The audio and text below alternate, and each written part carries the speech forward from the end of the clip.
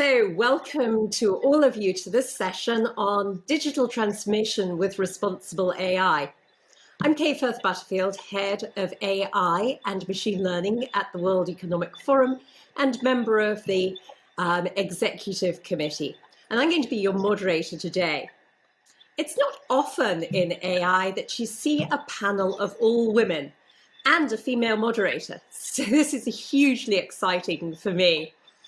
Also, I'm going to be talking to fascinating, clever women, all of whom are leaders in their chosen field. So, whilst the benefits of accelerated adoption of artificial intelligence are worth millions, businesses and business leaders are now facing more challenges to ensure that AI systems are trustworthy, are being developed ethically and equitably whilst respecting individuals' privacy. Today, we're going to suggest some solutions and guidance for businesses in this period of difficult transformation. Some of the questions you will have heard before, but I know that the answers you hear will be new and insightful. I'd like this to be a conversation and hope that the panelists will jump in to add to answers, making our time together even richer. But to start, let me turn to you, Beena. You're a technologist who's worked in a number of industries and also founder of Humans for AI. And Caroline, you're an investor, co-founder of Women in AI and Good AI.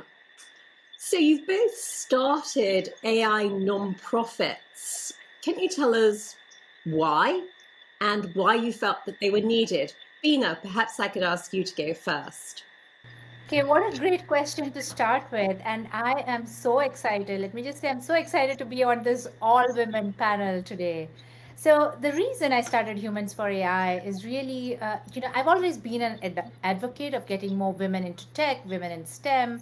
And once AI started becoming real, it went into hyper mode because AI truly needs diversity in everything that is being right from design to development to scaling it out. We hear a lot about bias in AI. One of the most basic to fix it is by bringing in diversity of. When I say diversity of thought, that means different genders, races, ethnicities, geographic backgrounds, cultural backgrounds, educational background. The more diversity we can bring to AI, the more robust and reliable that AI solution will be, and the more equitable, right? So I started looking at the AI teams that I myself was building and my peers were building, and we saw that there was a real problem in the AI teams. And one of the ways, and no company was really addressing it, and one of the ways I felt was really by driving more AI literacy, specifically targeted at women and underrepresented minorities so that they had basic AI fluency to at least engage in AI conversations, read an AI news article and understand it. And hopefully then say, okay, I want to be part of AI. How do I get in? Because I think there are plenty of programs around teaching coding or teaching machine learning or data science. But to get women and URMs to that stage is what Humans for AI is trying to do, and it is registered as a nonprofit. And we have a pretty global team because I think getting more humans as part of AI is absolutely crucial for AI's own success. Super, thank you very much. And as you well know, I agree with you entirely. Caroline. Yes, thanks for having me today. I'm also really happy to be with so many brilliant women. So on my end, I've co-founded Women in AI 4 years ago, also because exactly like Beena, we were feeling the lack of women in the field. And we felt as well that, it was also a super opportunity for women to contribute in shaping an inclusive AI and empower themselves through this.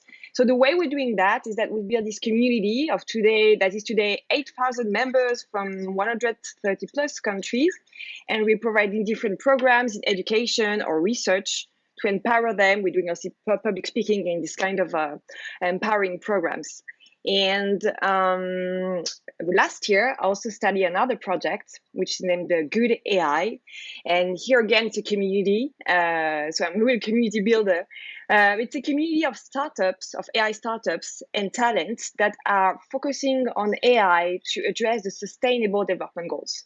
And today, so it's around 180 starters and 150 talents all working together for good. Thank you. Well, starting a community is obviously a really good way of making sure that we increase that diversity, but also starting communities and building even more structure around them and making sure that we're all working together is something that I've been very passionate about, and it's part of my work at the forum. And Karen, you're CEO of the Cantellis Group, and you're formerly senior partner of a multinational law firm.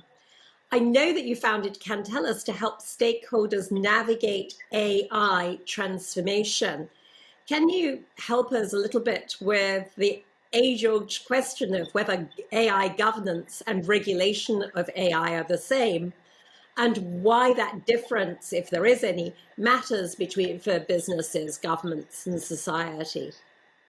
Certainly, and I'm just going to also just echo my thanks and appreciation for being here with this group of women. So I actually do think that there's an important distinction between regulation and governance, and it's in part a temporal one that we're sort of in the process now of seeing regulations emerge, and regulation brings with it, I think, the connotation of at least capital R regulation, enforcement and compliance obligations that come along with that. I think governance is a much broader concept, and one that we can and should be working on now, and it's one of the things that we very much focus on with the Cantellis Group. And in that, there we're looking at governance a little bit more strategically. So it's everything from looking at opportunities to risks to steps that one can use to mitigate risk, and also compliance. But but it's a much broader concept, and I think a much richer one when we think about governance. And it looks to not just the structures, I think, but the outcomes of that work people are doing to think carefully and plan a little bit better for the ingestion of a complicated technology like artificial intelligence and any of its sort of close cousins. I wouldn't want to confine the concept just to AI, but I do see a difference.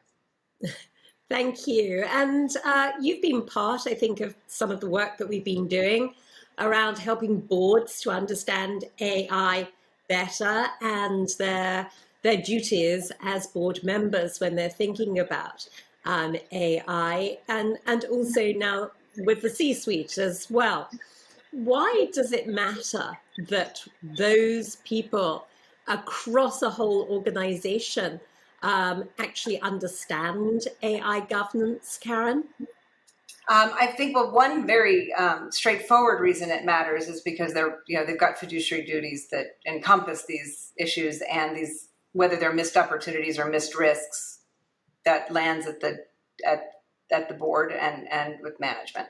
So that's the narrow reason. The broader reason really goes to these cultural issues, I think, that all of us have been discussing, which is by setting a tone and not just talking about something, but by demonstrating a commitment to responsible technology, the rest of the organization can start to orchestrate solutions and anticipate problems in time to either avert or mitigate them.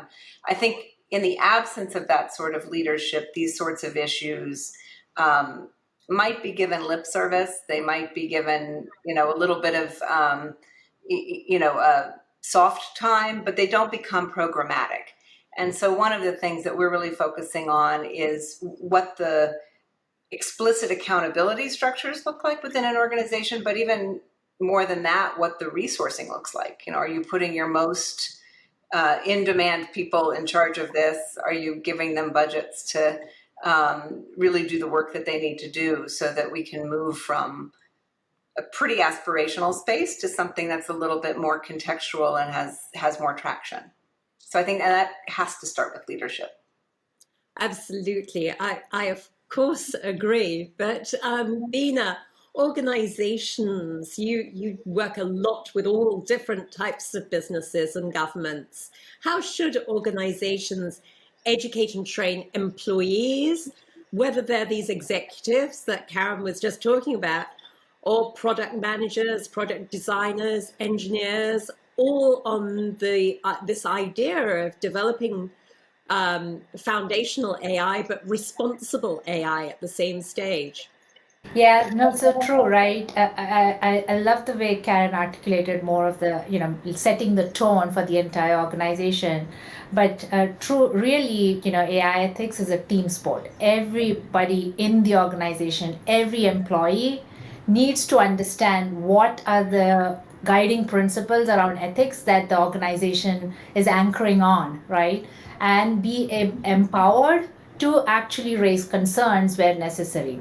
What happens today is that most of it gets concentrated just around data scientists or the engineering teams, whereas I think that that the sourcing officers, the procurement leaders, the finance team, the HR team, everybody, no matter where they sit within the organization, has to understand what are the AI ethics principles that's relevant for their industry, for their business, and how does it fit in with the existing process. So that's one side, but the other side is also thinking about the processes that the employees adhere to, whether it is through for sourcing or procurement, providing training and including checkpoints within the processes where you're checking for ethical implications, right? Even if you're not developing an AI product, if you're using an AI product, if you're buying an AI product, there should be checkpoints so that the employee is empowered to ask the right questions.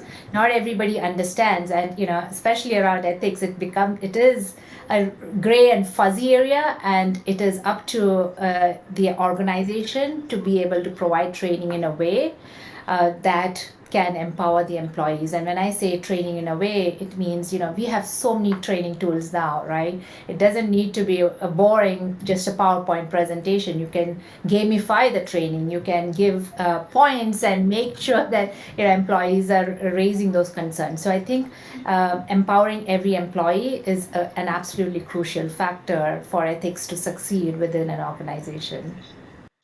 And Beena, do you think that empowering every employee is also empowering whistleblowers if they find that something is wrong? Absolutely, and that's what I think. It's you don't need to be a whistleblower if there are processes that actually empower and enable you to raise the concerns, and leadership and the board, to Karen's point, is listening and addressing those issues, right? You don't need to do it in a way which is secretive if the process is set up in a way and the employees have been trained on how to use those processes. Can I jump in? Okay. It's so interesting you describe it that way, Beena, and I think that's really helpful. It's funny that when I think of ethics, I think of it as part of the overall governance project, right? It's an element of it, but it's also where things could go right?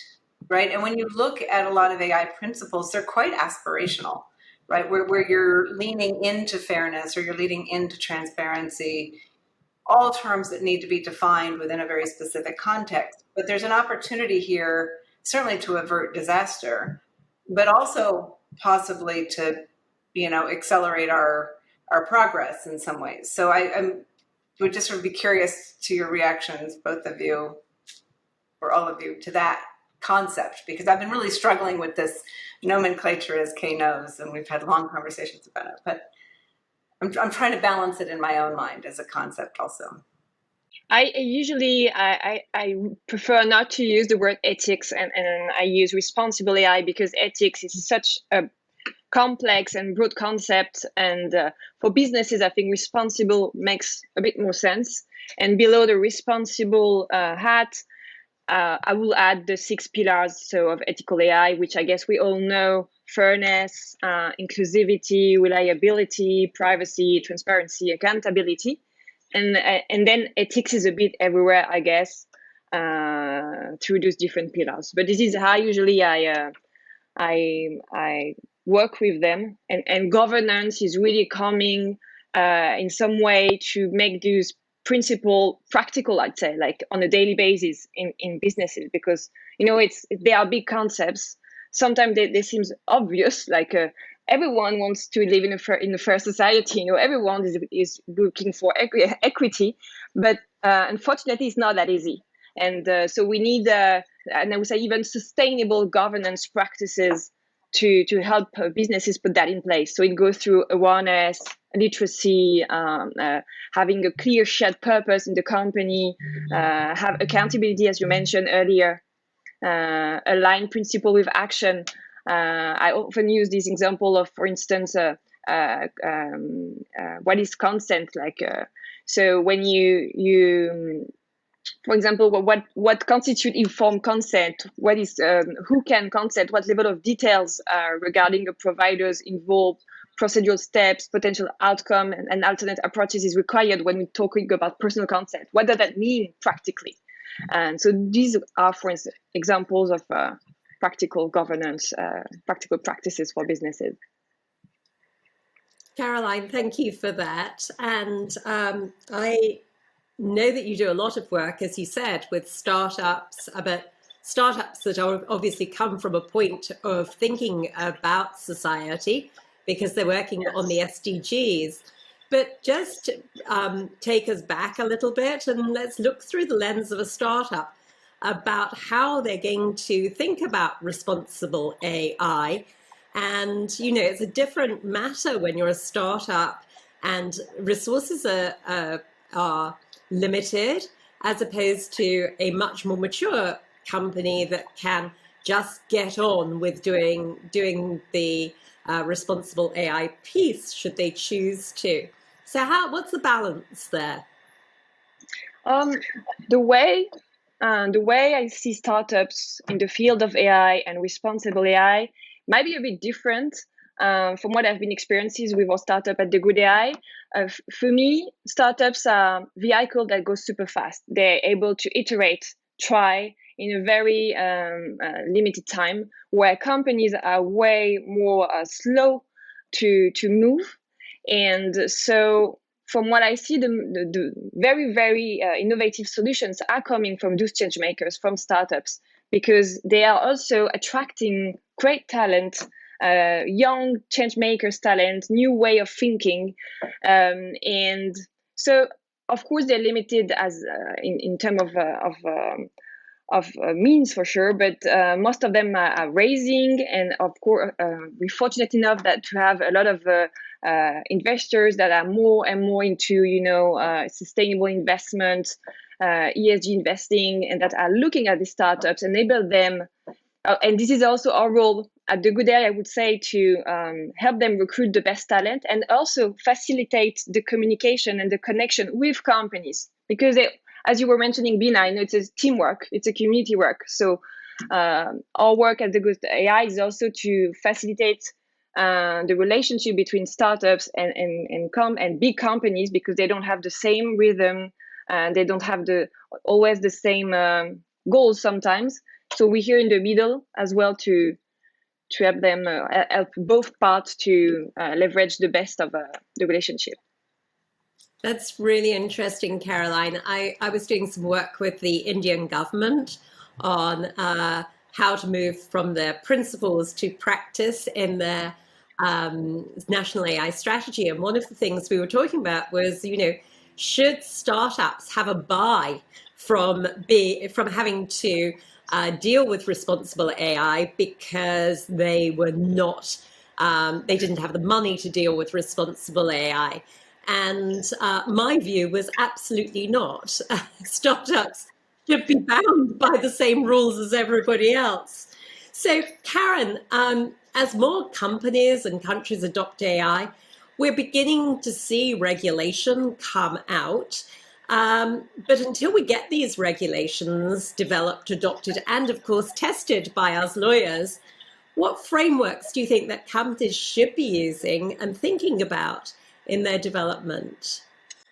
Yeah, no, it's a great question. And and I have a thought about the startups as well, sort of in this space, which is that I will get to that, but startups often have the most to lose by getting this wrong too, right? There are very often one or two applications that are core to their business that can touch consumers and employees very intimately, right? Whether it's a dating website or mental health or physical health, that if they don't earn and keep the trust of their users or their employees, they lose engagement and they lose their premise, right? And so investors in startups and developers of startups really are on, many of them anyway, on sort of the bleeding edge of this and should be very focused on these issues, but in this sort of loose framework way that I think you're getting at, Kay, which is a much more agile environment.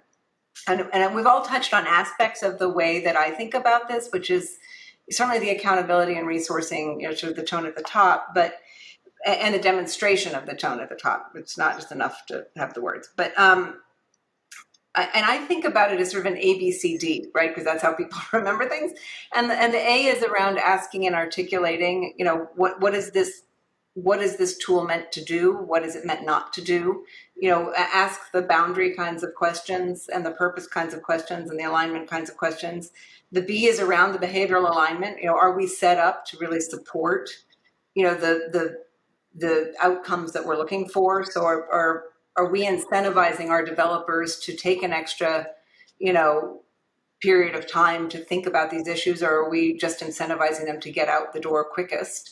So making sure that you're not undermining yourself by having the wrong alignment of incentives. The C is continuous monitoring, because I think that's just very different, right? And whatever that means for you in context is going to be different, which is, what does it mean to be and stay vigilant around the actual impact of these tools and their performance. And then the D is documentation, which I think is just near and dear to all the lawyers' hearts, which is, what do and do you not want in your record for demonstrating how seriously you took this, and how, and the goal, I think, is to demonstrate that, for September 2021, this was the best one could do, because all of these steps are going to be evaluated, from September 2022, and it'll look very different, right? And so making sure that the documentation really reflects the hard work that's being done and the reasons for that work and the objectives of that work. So I think if you did nothing else but just get more explicit and fix the accountability problem, I think you'd go a long way to addressing what is embedded in most of these draft regulations and even some of the past ones, right? Which is around these core 6 principles articulated variously, right? So, and distributing ethics responsibility and governance responsibility across the organization, not housing it, in one religious organization, which is what we see a lot. So, anyway, so that's how I think about it, which is if you just go through these steps, right? There's sort of AI life cycle steps. And then the only other thing I would say is, and I will be quiet, is I actually think about it, that it's really important to distinguish when we're talking about what we're asking humans to do and what we're asking technology to do, and the interaction between the two. So I think about, actually, it's responsible use of trustworthy technology. So when we talk about transparency, are we talking about transparency of process and account of, and appealability and explainability and all sorts of those sorts of things, or interpretability, or are we talking about transparency within the tool itself? And the solution can be on either side of that equation, but conflating them will just confuse everybody who's not immediately in the room while you're deciding it. So you've got to be really explicit about who you're asking to do what and why. So. Can I add something, Kay? Yeah, I absolutely love what Karen said, right? Especially the ABCD.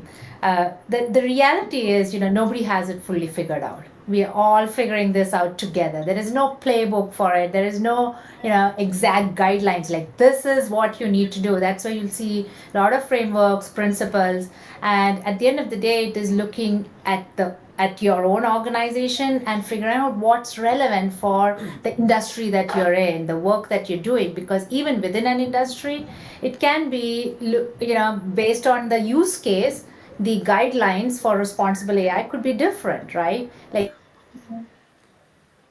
say a hospitals, there is a patient bed management system, and then there is system, there's a diagnosis system. Each one of them, how to be responsible is going to be very different. Content is so important, and that the reality that it's not all fully figured out and laid out. I actually see it as our opportunity to shape it, right? To bring our collective thoughts together and let's figure it out together. It's not one size fits all. It is going to be very specific to the context of your use case. That's wonderful. Okay, as well, I might add something. So I was when you mentioned the startups earlier, I think I did answer a bit besides, because actually the startups we are selecting at The Good AI are specifically focusing on developing also responsible AI solutions. So for instance, we have startups, and this is where it's getting super interesting. We are startups that working in the recruitment area, and they are really working on producing fair algorithm that are not biased on gender, for instance. So they're really specifically working on that. We have other startups working, for instance, on private by design computer solution to monitor public space. So they're really focusing on taking these ethical AI principle and adding them directly in their value proposal. So this is really this startup that we pushing and that we basically helping, because we really believe they can come with something concrete, and that big companies will be able to leverage very soon. That's very helpful, Caroline, because certainly this work needs to be done. See, at the forum, we across the forum ask all of our startup members to actually sign an ethical use of tech statement. And at the moment, we're working on adding responsible AI for consideration within the ESG framework. And I want to really ask this question of all of you. Do you think we need to add AI into ESG, or do you think ESG already covers it? One of the things that I'm finding, and Caroline, I'd like you to address this first, if I can, is that VC companies are much more interested in making sure that there is responsible AI in the companies that they're investing in, and at the other side, we're seeing the big investors say, okay, we want to make sure that we're investing in companies that are using and obviously adopting responsible AI. So Caroline, from the VC side, are you seeing that? So yes, indeed, we're seeing this. So there is a real from VC, from investors, to identify responsible AI startups and responsible AI-based investments. This said, this is still, I think, a bit complex to really assess so far. Look at us. We're still talking about how to transform ethical principle into real practice within businesses. So I guess this is still kind of the beginning, and still kind of hard to assess.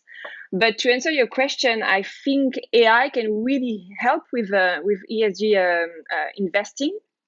So because basically you can use AI to collect and analyze more information than ever before when accounting for ESG risk and opportunities. So it can really help them to assess in a better way. And so yes, it could help, but I think it is really the beginning, honestly. Karen, Beena. I can speak to how we're doing it at a large company like Deloitte, right? Where we're really bringing those core things together, right? We've set up an office of the purpose, defined a role called Chief Purpose Officer, and really looking at, we've made 4 core commitments, and it includes ethics, technology ethics, it includes sustainability, it includes diversity and inclusion. So bringing all these fuzzy areas together, but it's just so crucial to the purpose of a company under one umbrella, and finding those interconnections is how we are addressing it at Deloitte. And Karen, you see a lot of companies. I do, and I think right now a majority of companies that I see are interested in CSR or ESG, and they're engaged in that conversation. I would say a minority of them see technology as a piece of that yet, but it's a growing minority. Like, I mean, or it's a shrinking minority. It's more and more of them are, but it's still very early stages. And there is a little bit of a movement out there to, and a debate about whether S stands for sustainability or social impact. And for the people who think it stands for social impact, I think the technology piece is kind of an obvious fit. For those who are focused on the sustainability piece, I think it still fits, but you might need to add another letter to make it explicit. So ESG and T is something we are hearing more of. Yeah, I can, And I just to be really clear, I don't think it's the only way in for corporate engagement on these issues at all. And I think we should be a little bit cautious to, I think we need to note that it is included there and should be included there, but I think it's not sufficient to put it there, if that makes sense. Thank you. to maybe give an example, if I may, of another startup that is working on this kind of measures to assess some ESG criteria. So there is a French startup called Carbometrics, and basically they're building this AI that enables to map any company's greenhouse gas emission. So they can cover all emission up to one and two and three upstreams and downstream, and then it makes it possible to compare players of a given sector on the consistent scope. So this is one example of where you can use really AI to help investors measure this kind of climate-oriented criteria. That's wonderful, Caroline. Thank you. So moving on to thinking about how multi-stakeholders work together on responsible AI. Obviously, being at the forum, we are a public-private organization committed to that dialogue of multi-stakeholders. So Caroline, how should private companies be thinking about partnering with non-profit organizations, government, and academia to solve today's most pressing challenges in responsible AI and innovation? So I will talk about two experience that I know. So for instance, Women in AI, who is a community and a nonprofit. So the answer is like, yes, please, companies go and work with existing communities, with existing nonprofit, with academies, because it's a treasure for you. I mean, as I was saying a bit earlier, companies are moving a bit slow, though they are the ones that have the most impact. So we absolutely need to enable them, give them the right toolings, and there is so much resources out there.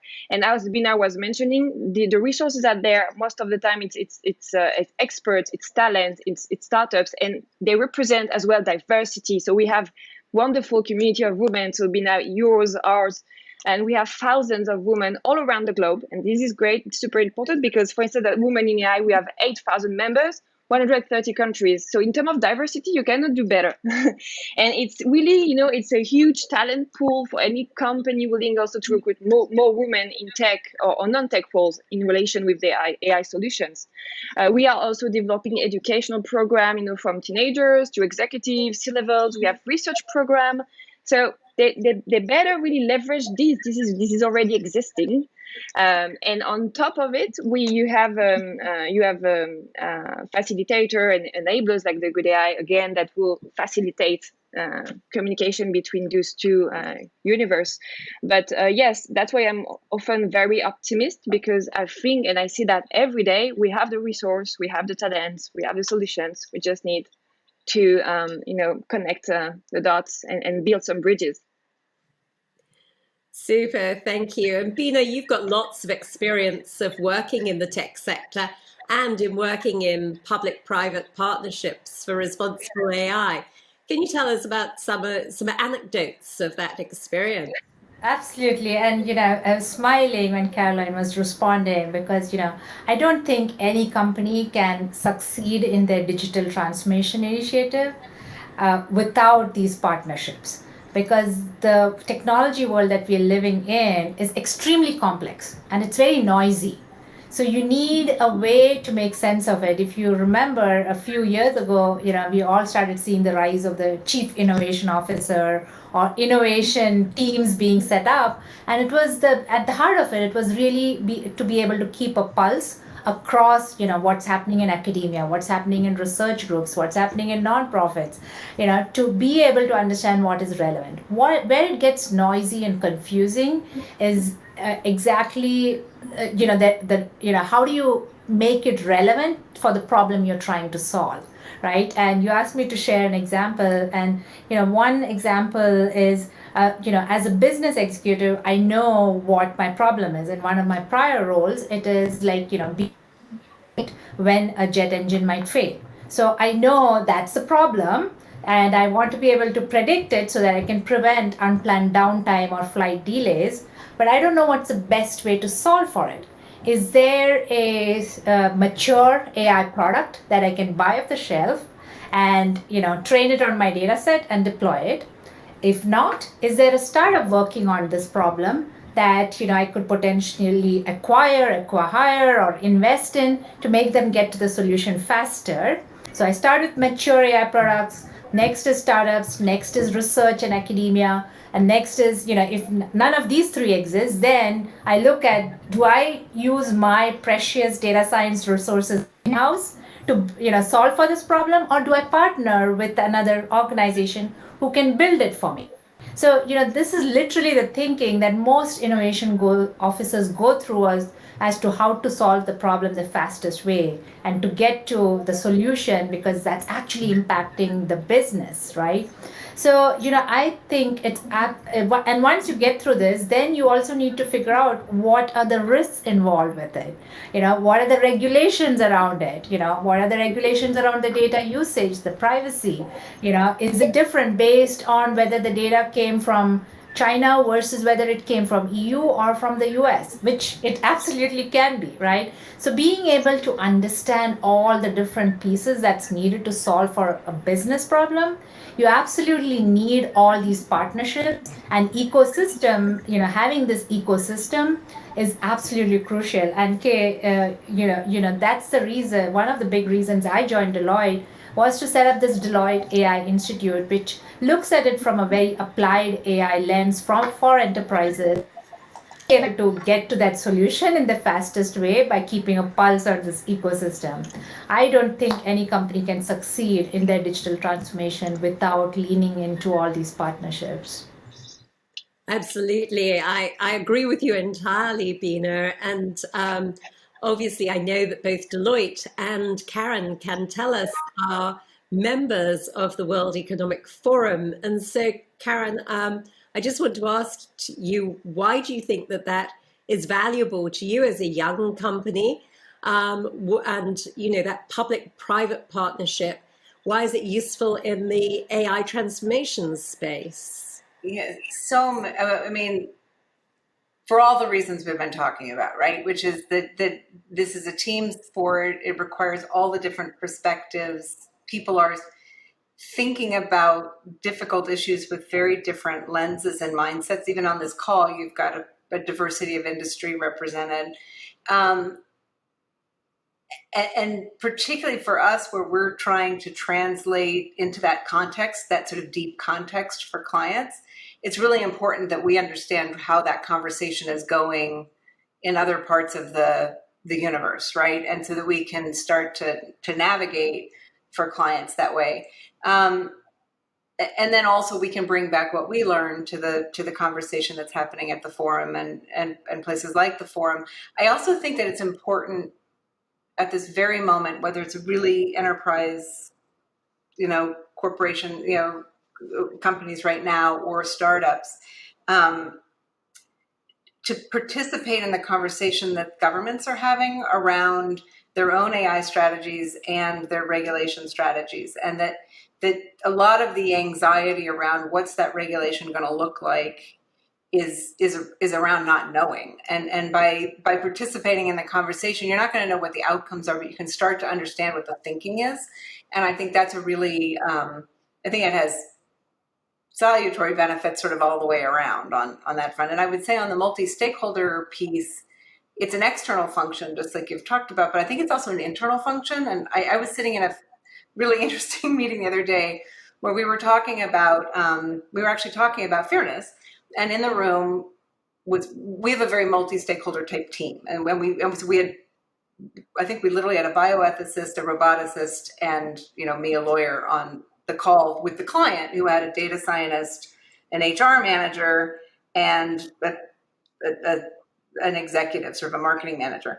And we started talking about concepts of fairness, and what the data scientist meant by fairness was very different than what the HR manager thought it meant by fairness. And we spent a good hour just talking through those concepts from an internal perspective. No one was right or wrong. It was very helpful for them each to understand where that language was even becoming obscuring or complicating, or creating false alignment where everybody thought they were in agreement, but on very different bases. So it's, I think the value of this multi-stakeholder conversation, if it's engaged in with respect and some degree of latitude where people can explore sort of safely, just rich, it just accelerates the whole process of getting to smart places that actually work well for people, as opposed to kind of feel like something that doesn't fit, like that makes sense but doesn't work, right? So anyway, so I think it has these two different pieces to it, at least in my very limited experience compared to the others. Thank you, Karen. And I agree with you entirely that that internal teams are going to trip themselves up if they all have different ideas of what these things mean. And that's maybe the next holy grail of thinking about responsible AI, coming up with better descriptions and operationalization, as Caroline was talking about, amongst her startups, of some of these procedures that we need to put in place. So diversity has come up on a number of occasions. First of all, with Beena, not only with your nonprofit, but also diversity, thinking about how you think about teams in business. You were just talking about diversity of thought, Karen. And Caroline, you talked about diversity and being able to bring in diversity through perhaps employing more women in your AI department. And as we close this out, I'm just wondering whether anyone wants to add anything to those different types of diversity that we've already looked at. I'm going to mention generational. Just as the mother of a young woman, I know several of us have grown and growing children. I think they have so much to say in how they think about the world. Not all of it correct necessarily, but I think if we're building products and we're building a future, we've just got to include them in the conversation. And when I'm dealing with the senior most people at organizations, that tends not to happen as a matter of course, and so we have to go out and make that happen. So that's just another dimension I would add to the equation. It's a great point, Karen. Yes, definitely women, minorities, the youth, all together. Thank you. And final word to you, Beena, on this diversity point. Yeah, I would just say, it's I have seen it too often becoming a checkbox, right? But putting real thought into, as you're thinking about whether it's your AI products or solutions, have you really thought about all the ways this could have an impact? And that absolutely needs diversity of thought to a level which you would not have considered for a traditional software engineering project 10 years ago, right? I think for AI and intelligence, it's absolutely crucial to have that diversity. Absolutely. Well, thank you very much. I have to say, my the thing that I often remember about generational diversity is having Will.i.am in a global AI council meeting. I think Karen was probably there, and him standing up and saying, "I'm the only person under 45 here, and I'm the only person who's coloured, and where are the young people?" So yes, that drove us to actually create the AI Youth Council. And so I think on that note of diversity being seen in such a richness of different ways, I want to say thank you to Beena, Karen and Caroline for your wise words and such an engaging and wonderful conversation. Thank you. Thanks so much, Kay. Okay. Thanks, Beena. Thanks, Karen. Thank you both.